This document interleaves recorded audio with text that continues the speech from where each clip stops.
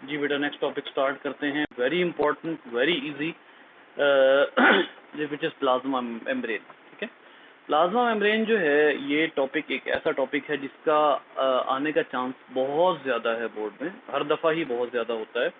और जो plasma membrane है इसको आप डिफरेंट पोर्शंस में डिवाइड करते हैं। सबसे पहले प्लाज्मा मेम्ब्रेन की कंपोजिशन की बात आती है। ठीक है, इस टॉपिक में सबसे पहली हेडिंग जो है वो कंपोजिशन की बना करती है। कंपोजिशन में आपको मेनली क्या नज़र आता है कि इसमें लिपिड्स और प्रोटीन्स होते हैं। 60-80% जो हैं वो प्रोटीन्स हैं और 20-40% लिपिड्स हैं इसमें। और वो आपको वाज़े तौर पर नज़र आ सकता है कि जो लिपिड्स हैं वो भी मौजूद हैं, जैसे इस वाली डायग्राम में आप देखें तो ये दरमियान में आपको लिपिड्स, ये वाले मॉलिक्यूल, फॉस्फोलिपिड के मॉलिक्यूल नज़र आ रहे हैं येलो कलर के, और येलो और ग्रे कलर के, और ये बड़े बड़े मॉलिक्यूल जो ग्रे कलर के नज़र आ रहे हैं ये प्रोटीन्स मौजूद हैं। ठीक है, ये तो इसका जो है वो कंपोजिशन है। ठीक है, उसके बाद आ जाता है कि प्लाज्मा मेम्ब्रेन का स्ट्रक्चर क्या होता है। ये जो स्ट्रक्चर है इसके बारे में साइंटिस्ट बहुत से मॉडल देते हैं। यहाँ आपके सामने इन्होंने सिर्फ 2 मॉडल दिए हैं। इसके अलावा जो मॉडल्स हैं आपकी बुक में वो प्लाज्मा मेम्ब्रेन के बारे में जो मॉडल्स दिए गए हैं वो एक्चुअली इससे कहीं ज़्यादा हैं। कम से कम 4 मॉडल 5 मॉडल दिए गए थे, जिनमें से 2 आपके सामने यहाँ पर गिवन हैं। एक है unit membrane model. Unit membrane क्यों कहलाता है? क्योंकि साइंटिस्ट का ख्याल था कि जो मेम्ब्रेन होती है यूनिट मेम्ब्रेन, वो बिल्कुल एक सिंगल यूनिट होता है जो बाहर और अंदर से बिल्कुल ऐसे जैसे ब्रेड के टोस्ट पड़े होते हैं और दरमियान में अंडा होता है। तो वो कहते हैं कि ब्रेड के टोस्ट का किरदार जो है वो प्रोटीन अदा करती है, यानी कि जो प्लाज्मा मेम्ब्रेन होती है उसमें सबसे आउटर साइड पे मौजूद है क्या चीज़? प्रोटीन की लेयर, और सबसे इनर साइड पे मौजूद है प्रोटीन की लेयर, और दरमियान में फैट की लेयर मौजूद है, जस्ट लाइक सैंडविच का अंडा। ठीक है, इसको ऐसे कर लें, ये प्रोटीन की लेयर, ये प्रोटीन की लेयर, इसके दरमियान में आप जो है वो जो भी चीज़ रखेंगे that would be lipid layer of plasma membrane, unit membrane model के मुताबिक। ठीक है, मैं रिपीट कर रहा हूँ, यूनिट मेम्ब्रेन मॉडल ये कहता है कि प्लाज्मा मेम्ब्रेन के ऊपर और नीचे दोनों तरफ क्या मौजूद होता है? प्रोटीन मौजूद होती है और दरमियान में फैट स्टोर्ड होती है। तो इसको जो है वो ज़रा एक दफ़ा इस स्ट्रक्चर को बना कर देख लेते हैं कि हाउ दिस स्ट्रक्चर इज डिपिक्टेबल। ठीक है, इसमें बेटा आप देखिएगा, इसमें आप देखिएगा कि फॉर एग्जांपल ये जो है वो प्रोटीन की लेयर है, this is a protein layer, और ये है आउटसाइड, सेल से आउटसाइड का ये पोर्शन है। ठीक है, ये आउटसाइड का पोर्शन है और यहाँ पर जो है वो इनसाइड का पोर्शन है। तो यूनिट मेम्ब्रेन मॉडल क्या कहता है? यूनिट मेम्ब्रेन मॉडल ये कहता है कि जब भी किसी भी मटेरियल ने गुजर के आना है तो उसको क्या क्या कुछ फेस करना पड़ेगा। उसको फेस करना पड़ेगा 2 प्रोटीन के लेयर्स फेस करनी पड़ेंगी और 2 लिपिड्स की लेयर्स फेस करनी पड़ेंगी। ये जो अंदर की तरफ अब मैं बना रहा हूँ, this is a lipid layer. तो जो भी मटेरियल आएगा वो एक्चुअली इस मेम्ब्रेन को क्रॉस करके बाहर से अंदर की तरफ आएगा। ठीक है, जिस भी मटेरियल ने क्रॉस करना होगा वो यहाँ से चलेगा और अंदर तक पहुँचेगा। So it would be like a unit membrane. ठीक है, ये जो मेम्ब्रेन का मॉडल है, this was called as unit membrane model, जिसमें ये अंदर की लेयर है ये लिपिड की है और जो बाहर ब्लैक कलर के आपको दोनों तरफ स्ट्रक्चर नज़र आ रहा है, this was considered as protein layer. लेकिन it was very soon rejected. कौन सा मॉडल है? Unit membrane. It was very soon rejected. उसकी वजह क्या है बेटा? उसकी वजह ये है कि जो साइंटिस्ट ने उसके बाद देखा कि क्या इसमें ट्रांसपोर्ट पॉसिबल है, डिफरेंट मटेरियल्स की ट्रांसपोर्ट। अगर प्लाज्मा मेम्ब्रेन अपना स्ट्रक्चर इस तरह का बना लेती है, यानी बाहर की तरफ भी प्रोटीन की लेयर, अंदर की तरफ भी प्रोटीन की लेयर और दरमियान में लिपिड की लेयर, तो क्या मटेरियल्स का इसको क्रॉस करके अंदर आना पॉसिबल है? तो साइंटिस्ट के ख्याल में इस मॉडल के मुताबिक कोई भी मटेरियल 2 प्रोटीन लेयर्स को इस तरह क्रॉस करके अंदर नहीं जा सकता, जिसकी वजह से इस मॉडल को रिजेक्ट कर दिया गया, जिसकी वजह से इस मॉडल को टोटली जो है वो रिजेक्ट कर दिया गया। अब ये यूनिट मेम्ब्रेन मॉडल यानी ऊपर और नीचे प्रोटीन की लेयर और दरमियान में फैट की लेयर, बिल्कुल बर्गर में अंडे की तरह, ये जो है वो मॉडल को रिजेक्ट कर दिया गया। उसके बाद जो है वो एक और मॉडल दिया गया जिसको आप लोग बहुत अच्छे तरीके से जानते हैं, जो कि फाइनलाइज्ड मॉडल है और अभी तक एक्सेप्टेबल है। That model is known as fluid mosaic model. Fluid mosaic model, अभी जो फ्लूइड मोजाइक मॉडल है इसमें जो है वो सबसे पहले हर एक वर्ड को अलग अलग जो है वो डिस्कस करेंगे हम कि फ्लूइड मोजाइक मॉडल का क्या मतलब है। बेटा फ्लूइड मोजाइक मॉडल में सबसे पहले वर्ड आता है फ्लूइड। इससे आप क्या नतीजा निकालते हैं कि प्लाज्मा मेम्ब्रेन, मैं पीएम लिख रहा हूं, plasma membrane is not a rigid structure. Plasma membrane rigid structure नहीं है, मतलब एक फ्लूइड लाइक है। ये फ्लूइड लाइक है, ये रिजिड स्ट्रक्चर नहीं है। अच्छा जी, सबसे पहली बात। दूसरा, जो इसकी कंपोजिशन के बारे में साइंटिस्ट को पता लगा कि plasma membrane is made up of phospholipids. अच्छा, फॉस्फोलिपिड का स्ट्रक्चर आपने पढ़ा हुआ है। फॉस्फोलिपिड का जो स्ट्रक्चर आपने पढ़ा हुआ है उसमें आपने क्या कहा था कि फॉस्फोलिपिड का जो ऊपर का स्ट्रक्चर है दैट वुड बी पोलर, और जो इसकी जो हाइड्रोकार्बन की लेयर है, हाइड्रोकार्बन की जो एक चेन है that would be non polar. ठीक है। सो आपसे मैं यहाँ एक सवाल करता हूँ कि पोलर एंड का क्या मतलब है। पोलर एंड का क्या मतलब है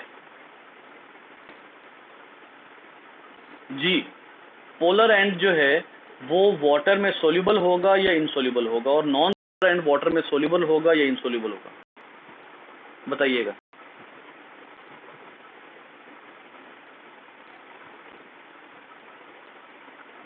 जी बच्चे,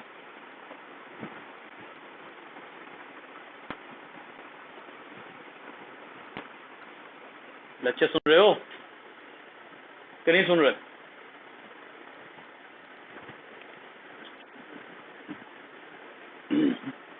पोलर एंड सोल्यूबल होगा कि नॉन पोलर?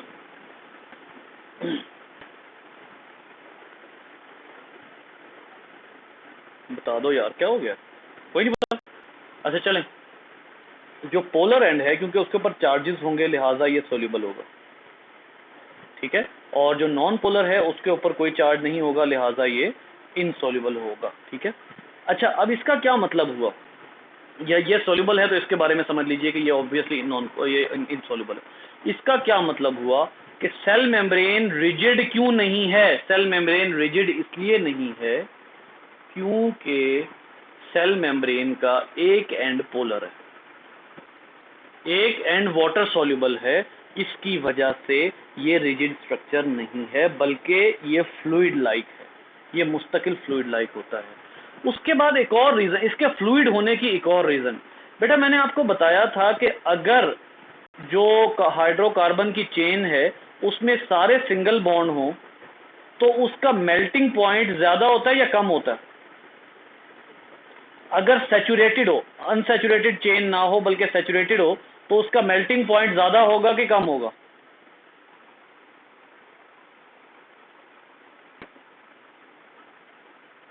जी बेटा, कुछ नहीं याद? कुछ तो बोलो यार। जब कोई डबल बॉन्ड ना हो, कोई ट्रिपल बॉन्ड ना हो, तो उसका मेल्टिंग पॉइंट ज्यादा हो।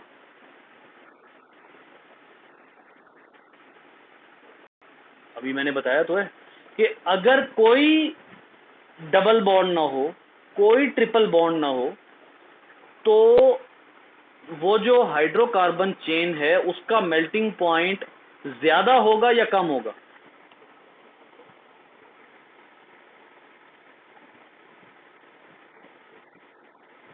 मेरी आवाज नहीं आ रही? कैसे हो सकता है? आप लोगों को, बाकियों को भी इशू आ रहा है? कासिम, रुक रुक के आ रही है?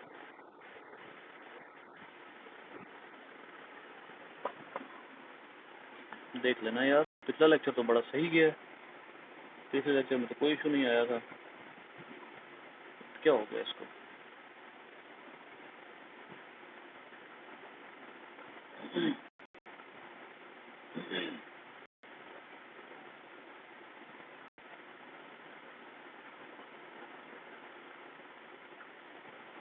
मैं इसको रिफ्रेश करके देख लेता हूँ क्या।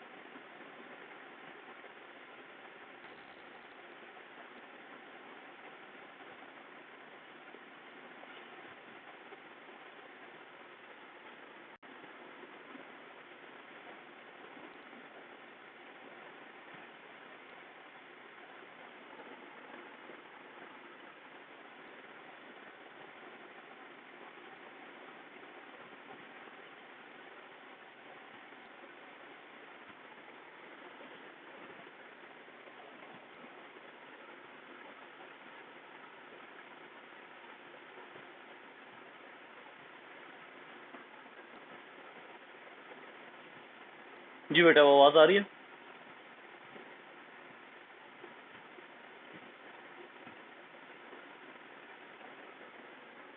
चले, अल्लाह करे अब ये आवाज़ आती रहे।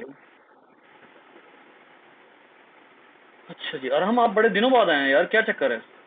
कहाँ थे आप?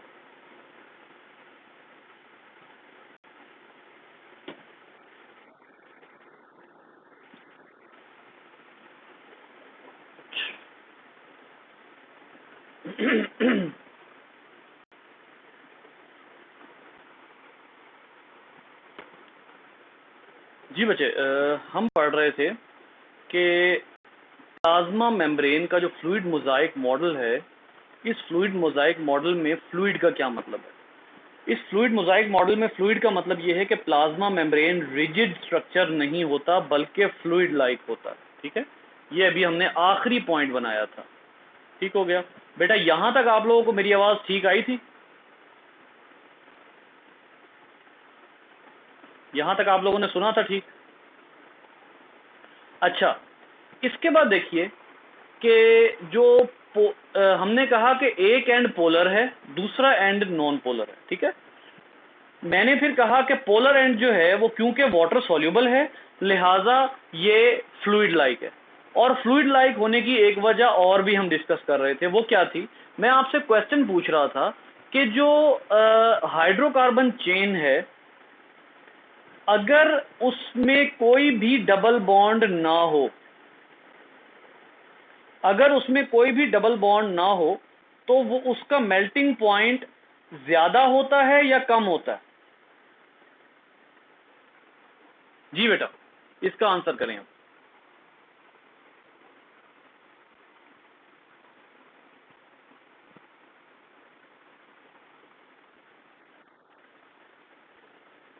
क्या उसका, अगर अगर कोई सैचुरेटेड, अगर कोई डबल बॉन्ड या ट्रिपल बॉन्ड ना हो तो मेल्टिंग पॉइंट कम होगा?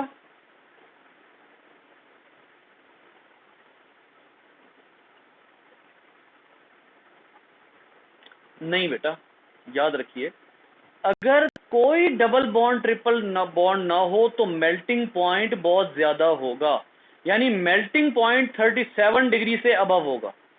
इतना ध्यान में रखें। अगर कोई हाइड्रोकार्बन चेन लंबी सारी हो और उसमें कोई डबल या ट्रिपल बॉन्ड ना हो, डबल या ट्रिपल बॉन्ड ना हो, वो चेन सीधी हो, वो चेन सीधी हो, उसमें डबल ट्रिपल बॉन्ड ना हो, तो उसका मेल्टिंग पॉइंट बहुत हाई होगा। फिर आप लोगों को मैंने बताया था कि ये जो निक आ रहा है, ये जो टेढ़पन आ रहा है चेन में, ये किस वजह से आ रहा है? जी बेटा, कुछ याद है कि ये टेढ़पन किस वजह से आ रहा है?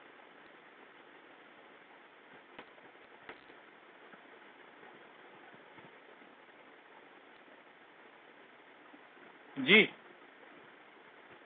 इस टेढ़पन की एक रीजन बताई थी मैंने आपको। जी शाबाश, इस टेढ़पन की रीजन थी कि इस जगह पर डबल बॉन्ड मौजूद है। जी, अब बताइए, पिछले कॉन्सेप्ट के मुताबिक जो जिस चेन में डबल बॉन्ड होगा, क्या उस चेन का मेल्टिंग पॉइंट 37 से ऊपर होगा या नीचे होगा?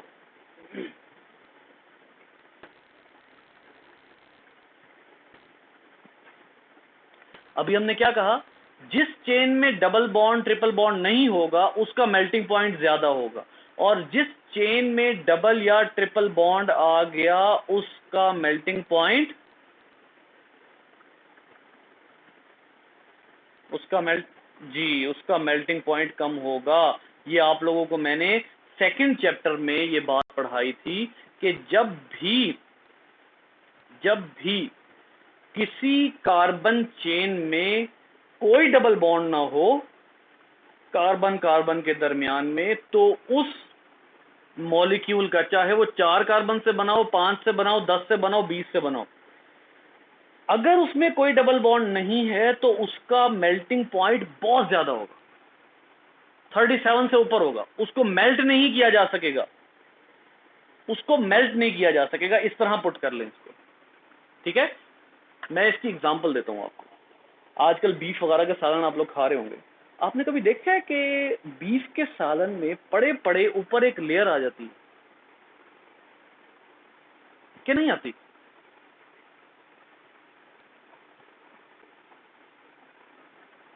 हाँ जी, बीफ का सालन डोंगे में पड़ा हुआ है और उसके ऊपर एक मलाई की लेयर आ जाती है। वो क्यों आती है? वो इसलिए आती है बेटा कि उसमें जो फैट्स हैं उनके कार्बन के दरमियान में डबल और ट्रिपल बॉन्ड नहीं है, जिसकी वजह से जैसे ही वो थोड़ा सा ठंडा होता है तो फैट हार्ड होना शुरू हो जाती है और उसके ऊपर मलाई आ जाती है।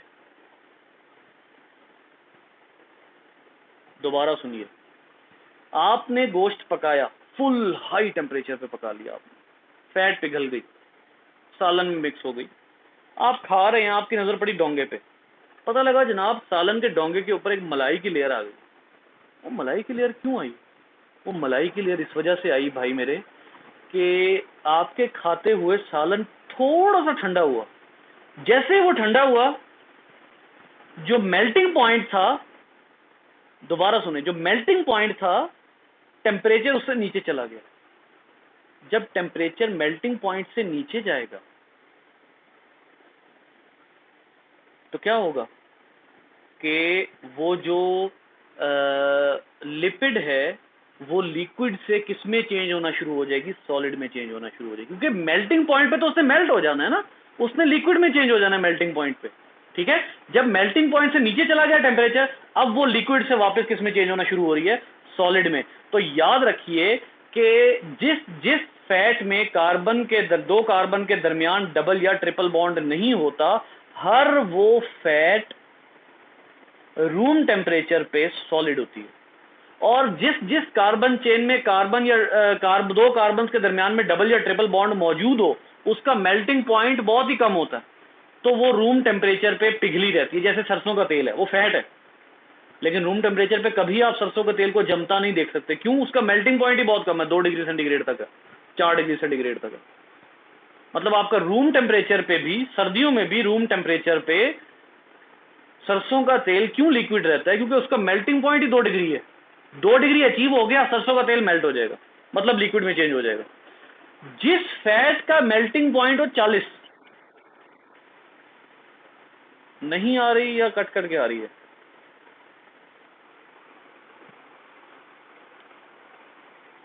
हाँ जी, अभी भी नहीं आ रही?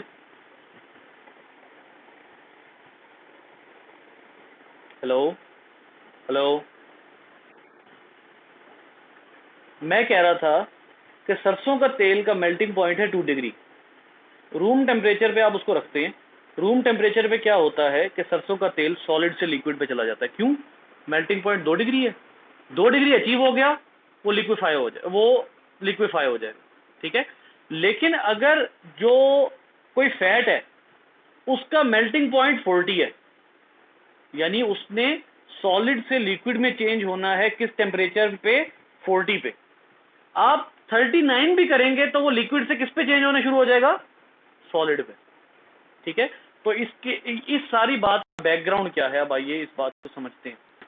याद रखिए बेटा कि यहां पर ये जो निक है ये किसकी वजह से है? डबल बॉन्ड की वजह से। निक की वजह डबल बॉन्ड है, इसका मतलब है इसमें डबल बॉन्ड है, तो इसका मेल्टिंग पॉइंट गिर गया। मेल्टिंग पॉइंट गिरने की वजह से अब ये सॉलिड नहीं रही बल्कि क्या हो गई है? मेम्ब्रेन। मेम्ब्रेन सॉलिड नहीं रही बल्कि, जी बेटा आंसर करें।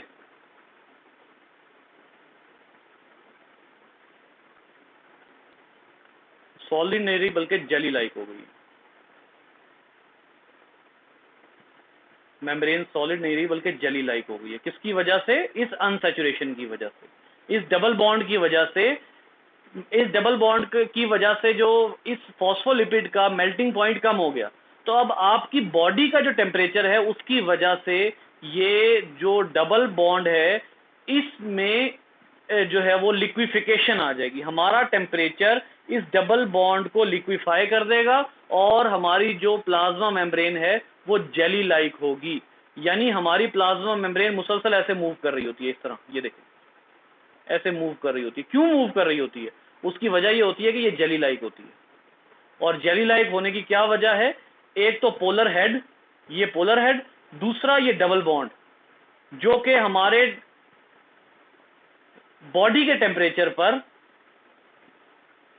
कार्बन चेन को मेल्ट कर देता है, यानी सॉलिड से लिक्विड में चेंज करता है। जी बेटा, ये बात समझ आई है कि नहीं आई? ये आखिरी पॉइंट है जो इसका इंपॉर्टेंट पॉइंट था। जी हुजैफा, कासिम किधर गए यार बाकी दोनों?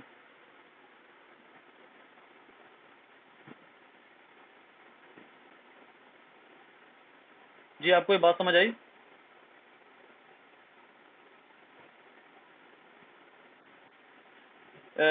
ये जो है ना, मैं आप लोगों को इतनी डिटेल में क्यों बता रहा हूँ एक्चुअली, ये मैं आपको इसलिए बता रहा हूँ क्योंकि फ्लूइड का मतलब समझें। फ्लूइड का मतलब समझे। फ्लूइड है कि हमारी प्लाज्मा मेम्ब्रेन सॉलिड नहीं है, जेली लाइक है। उसकी एक वजह पोलर हेड, दूसरी वजह डबल बॉन्ड। वो जो डबल बॉन्ड है वो मेम्ब्रेन को सॉलिड नहीं होने दे रहा। डबल बॉन्ड मेम्ब्रेन को सॉलिड नहीं होने दे रहा। मेम्ब्रेन मुस्तकिल किसकी तरह है? जेली लाइक है। फर्ज करें यहां डबल बॉन्ड के बजाय सिंगल बॉन्ड आ जाए, अब मेम्ब्रेन क्या हो जाएगी?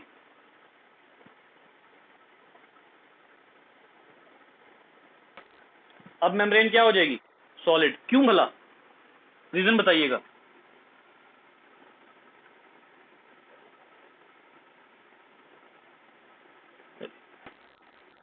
वेल डन, शाबाश। उसका मेल्टिंग पॉइंट हमारे 37 डिग्री से ऊपर चला जाएगा, जिसकी वजह से जैसे ही मेल्टिंग पॉइंट ऊपर जाएगा हमारा 37 जो है उस पे वो फैट पिघल नहीं सकेगी, और जब वो पिघलेगी नहीं तो इसका मतलब है कि वो सॉलिड फॉर्म में रहेगी, और ये चीज हमारी मेम्ब्रेन्स के लिए बहुत खतरनाक है।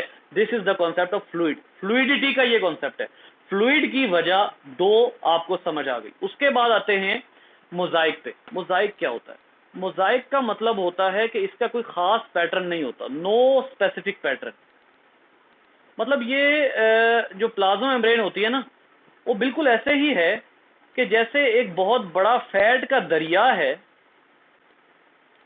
फैट का बहुत बड़ा दरिया है जिसमें प्रोटीन ग्लेशियर्स की तरह धंसी हुई है। ये देखें, यहां पर देखिएगा, एक ये प्रोटीन है, ये फैट का दरिया है सारा, ये फैट्स, ये एफ एफ ये सारा फैट का बहुत बड़ा समंदर है। दरिया भी छोड़ दो, ये समंदर है, ठीक है। अब ये जो समंदर है इसके दरमियान में ग्लेशियर्स की तरह प्रोटीन्स धसी हुई हैं।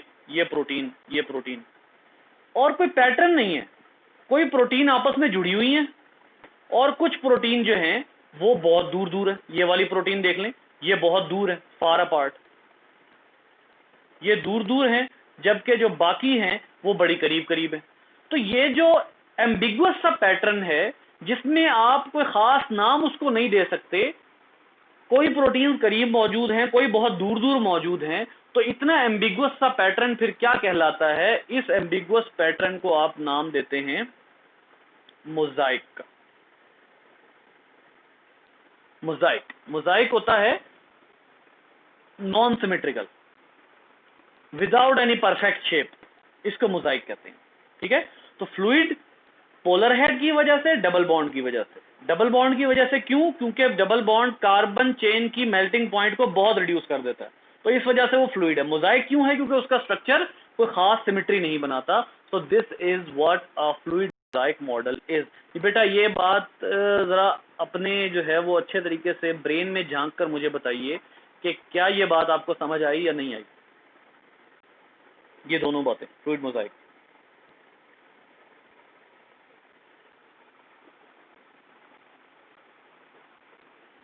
जी बॉयज, हुजैफा।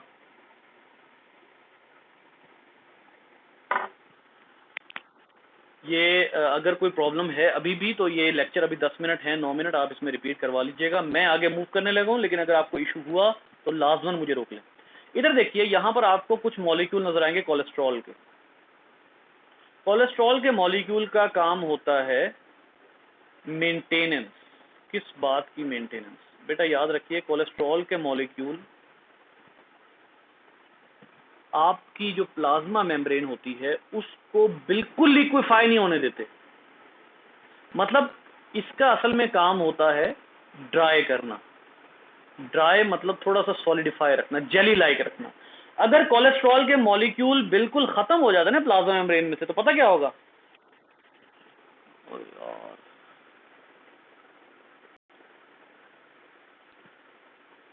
ये क्या हो जाता है बीच में एकदम? नेट का इशू आ गया। नेट का इशू तो नहीं लग रहा, और इशू लग रहा है ये। अब आ रही है आवाज?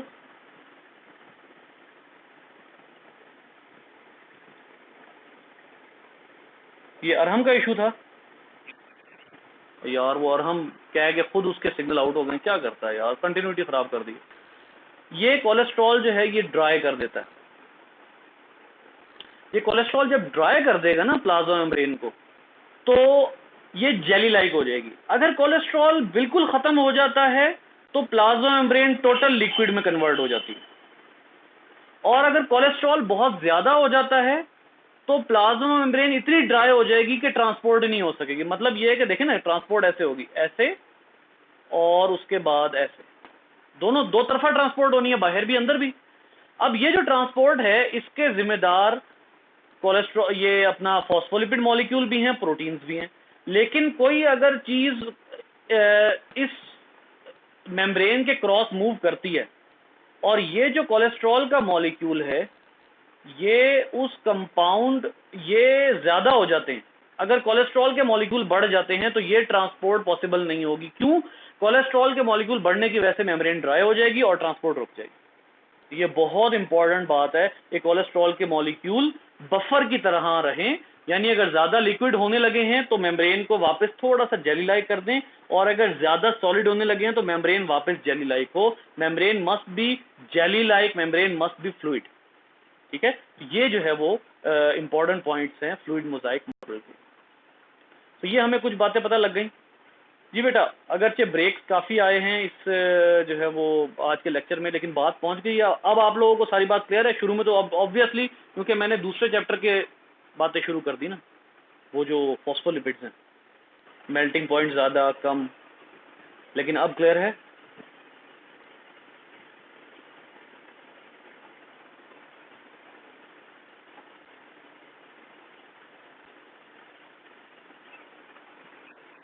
ओके, हो गया। अब बेटा जो प्लाज्मा मेम्ब्रेन होती है ना, उसमें ट्रांसपोर्ट कैसे होती है, अब इसको देख लेते हैं।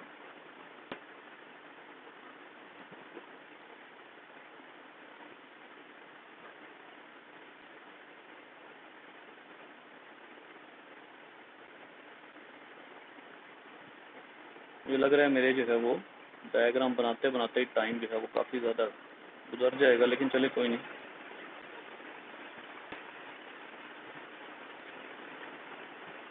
बेटा ये मैं कोशिश कर रहा हूँ फ्लूइड मोजाइक मॉडल बनाने की। ये फॉस्फोलिपिड और ये फॉस्फोलिपिड के वो जो एक स्ट्रेट चेन होती है और एक टेढ़ी चेन होती है, ये वो, ठीक है, ये ऐसे, इसमें भी, इधर भी है।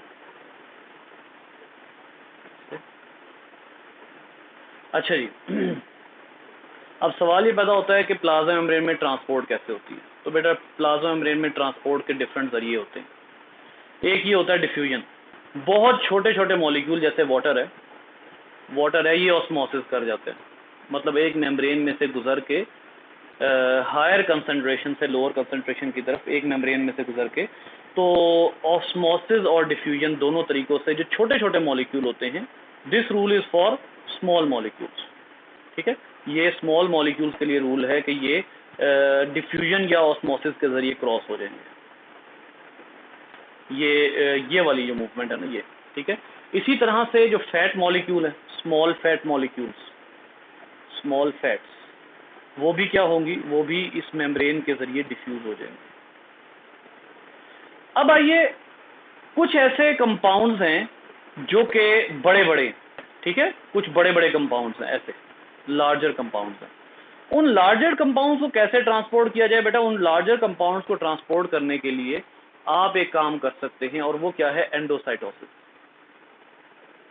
एंडोसाइटोसिस क्या है कि आप मेम्ब्रेन को अंदर की तरफ धंसाते हैं, मेम्ब्रेन अंदर की तरफ ऐसे हो जाती है, ऐसे, जस्ट लाइक अ शॉपिंग बैग। मेम्ब्रेन अंदर की तरफ जो है वो बेंड होती है, इसके दरमियान में ये वाला मॉलिक्यूल जो है ये फिट हो जाता है, और उसके बाद मेम्ब्रेन यहाँ से कट जाती है, मेम्ब्रेन कट जाती है और ये पूरा का पूरा मॉलिक्यूल अंदर आ जाता है। इसको आप कहते हैं फूड वैक्यूल। आपने क्या किया? मेम्ब्रेन को थोड़ा सा काट के, अच्छा इससे मेम्ब्रेन कम नहीं हो जाती क्योंकि फौरन नहीं बन जाती है, मेम्ब्रेन को थोड़ा सा काटा, उसके अंदर ये फूड मॉलिक्यूल रखा और अंदर भेज दिया। ठीक है, अच्छा अगर ये काम नहीं हो सकता तो बड़े मॉलिक्यूल का एक और काम भी होता है, और वो होता है फैसिलिटेटेड डिफ्यूजन।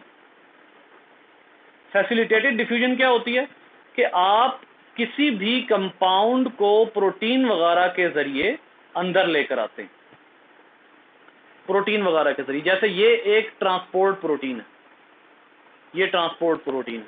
आप क्या करते हैं? आप पकड़ते हैं इस कंपाउंड को, जो बड़ा सारा फूड मॉलिक्यूल है ऊपर जो हमने बनाया, बड़ा सारा फूड मॉलिक्यूल ये वाली मेम्ब्रेन में ऐसे फंस जाता है, और ये मेम्ब्रेन इसको अंदर दाखिला दे देती है। ठीक है, जस्ट लाइक आप जो है वो अक्सर लोग आपने देखा होगा, ये जो जाते हैं एम्पोरियम में या फिर फोर्ट्रेस स्टेडियम में जाते हैं, तो जॉयलैंड में विदाउट फैमिली एंटर होने की इजाज़त नहीं होती आमतौर पे ना। तो क्या होता है कि वो किसी फैमिली से रिक्वेस्ट कर लेते हैं कि हमें अपना फैमिली मेम्बर बना के अंदर ले जाए। बिल्कुल ऐसे ही एम्पोरियम वगैरह में भी फैमिली डे पे ऐसा होता है। तो क्या होता है कि लोग क्या कहते हैं कि यार ये फैमिली है, तो आप काइंडली ऐसा करें कि हमें अपना फैमिली मेम्बर बना के अंदर ले जाए। तो ये बिल्कुल ऐसा ही है, फैसिलिटेटेड डिफ्यूजन जो है वो ऐसे ही होती है। ठीक है, फैसिलिटेटेड डिफ्यूजन हुआ करती है। फिर इसमें मजीद ट्रांसपोर्ट नेम लिखे हुए हैं, वो मैं आप लोगों को बताता हूँ। ये देखें डिफरेंशियल, अच्छा ये सबसे पहले सेलेक्टिवली परमिएबल या डिफरेंशियली परमिएबल का क्या मतलब होता है कि ये हर कंपाउंड को एंटर या एग्जिट होने की इजाजत नहीं देती। मतलब कुछ कंपाउंड होते हैं जिसको एंटर एग्जिट किया जा सकता है, जैसे वाटर है, वाटर को एंटर एग्जिट होने की हर वक्त इजाजत होती है, लेकिन उसके अलावा बहुत से कंपाउंड्स हैं जिनमें से कुछ को इजाजत है, कुछ को नहीं है। तो इस सिचुएशन में आप क्या कहते हैं कि मेम्ब्रेन इज सेलेक्टिवली परमिएबल, मतलब कुछ कंपाउंड को जाने दे रही है, कुछ को नहीं जाने दे रही। आयंस, आयंस क्योंकि चार्ज होते हैं लिहाजा इनके क्रॉस में मुश्किल होती है। अब आइए आयंस, जैसे कौन कौन से आयंस हैं? सोडियम पोटेशियम, सोडियम और potassium ions. Sodium potassium ions जो हैं इनके क्रॉस में मुश्किल आती है, इनके क्रॉस में मुश्किल आती है, लिहाजा हमारे जो प्लाज्मा मेम्ब्रेन होती है इसमें आयन पंप्स होते हैं, आयन पंप्स होते हैं, ये भी प्रोटीन के बने हुए होते हैं। ठीक है, ये क्या करते हैं बेटा? आयन को प्लाज्मा मेम्ब्रेन में से गुजरने में क्यों मुश्किल पेश आएगी, आप मुझे बताएंगे? किसी भी आयन को प्लाज्मा मेम्ब्रेन में से पास होने में क्यों मुश्किल पेश आएगी?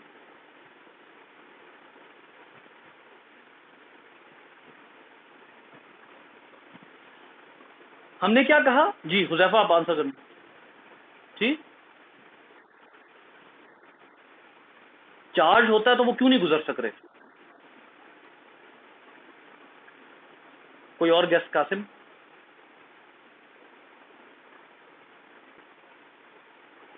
बेटा वो चार्ज पार्टिकल्स होते हैं, लेकिन आपका दोनों का आंसर बिल्कुल परफेक्ट है, लेकिन जो है इसकी रीजन क्या है?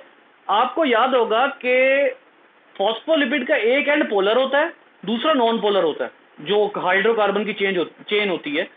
तो जब वो जो पार्टिकल है ना, चार्ज पार्टिकल, वो पोलर से नॉन पोलर की तरफ जाता है ना, तो नॉन पोलर उसको रिपेल कर देता है। नॉन पोलर यानी टेल जो होती है फॉस्फोलिपिड की, वो चार्ज पार्टिकल को रिपेल कर देती है, जिसकी वजह से, इसको इधर देखिए, यहां पे इसको अप्लाई करते हैं, जिसकी वजह से जो चार्ज पार्टिकल है वो इधर तक आएगा, पोलर एंड को क्रॉस करेगा और नॉन पोलर एंड से वापस चला जाएगा। क्यों? यहां पर नो चार्ज, ये नाका है इनके लिए। जैसे ही ये पोलर एंड से क्रॉस करेगा, नॉन पोलर एंड तक आएगा। अब ये नॉन पोलर है क्योंकि ये टेल्स है ना, ये टेल है और टेल हमेशा नॉन पोलर होती है। तो जैसे ही चार्ज पार्टिकल यहां तक आएगा, यहां से वापस चला जाएगा। ठीक है, सो वाटर इजीली मूव कर सकता है, लेकिन चार्ज पार्टिकल्स जो हैं वो मूव नहीं कर सकते ड्यू टू हाइड्रोफोबिक चेन या ड्यू टू न्यूट्रल चेन। अच्छा जी, the uphill movement, active transport का आपको पता है। अपहिल मूवमेंट क्या होती है, आखिरी कॉन्सेप्ट सुन लीजिएगा। अपहिल मूवमेंट ये होती है एक्टिव ट्रांसपोर्ट। एक्टिव ट्रांसपोर्ट और अपहिल मूवमेंट एक ही बात होती है। कैसे भला? बेटा, कंसंट्रेशन ग्रेडियंट होता है ना, एक साइड पे मॉलिक्यूल थोड़े से हैं, एक साइड पे मॉलिक्यूल काफी ज्यादा है। ठीक है, अगर आप यहां से यहां सॉरी अगर आप हायर कंसंट्रेशन से लोअर कंसंट्रेशन की तरफ मूव करते हैं तो ये क्या हो जाएगी, डिफ्यूजन। लेकिन अगर आप लोअर कंसंट्रेशन से हायर कंसंट्रेशन की तरफ मूव करते हैं तो आपको एटीपी यूज करनी पड़ती है, यानी लोअर कंसंट्रेशन से हायर की तरफ। लोअर कंसंट्रेशन से हायर कंसंट्रेशन की तरफ मूव करना अप हिल मूवमेंट कहलाता है, यानी पहाड़ के ऊपर चढ़ने जैसा है ये। लोअर से हायर, अप हिल, ऊपर की तरफ, लोअर से हायर की तरफ जाना। ठीक है, तो क्योंकि आप पहाड़ पर चढ़ रहे होते हैं, अप हिल मूवमेंट होती है, तो आपको एनर्जी यूज करनी पड़ती है, जिसको आप एक्टिव ट्रांसपोर्ट कहते हैं। और ये एक्टिव ट्रांसपोर्ट भी किसके जरिए होती है? चैनल्स के जरिए, प्रोटीन चैनल्स के जरिए। मेरा ख्याल है अभी आप लोगों का अगला लेक्चर शायद स्टार्ट होने लगा है, तो स्टार्ट हो चुका है, तो आप लोग जाकर ज्वाइन करें। बाद में फिर इसको इंशाल्लाह जो है वो मजीद थोड़ा सा रह गया बिल्कुल प्लाज्मा मेम्ब्रेन का, वो बाकी बाद में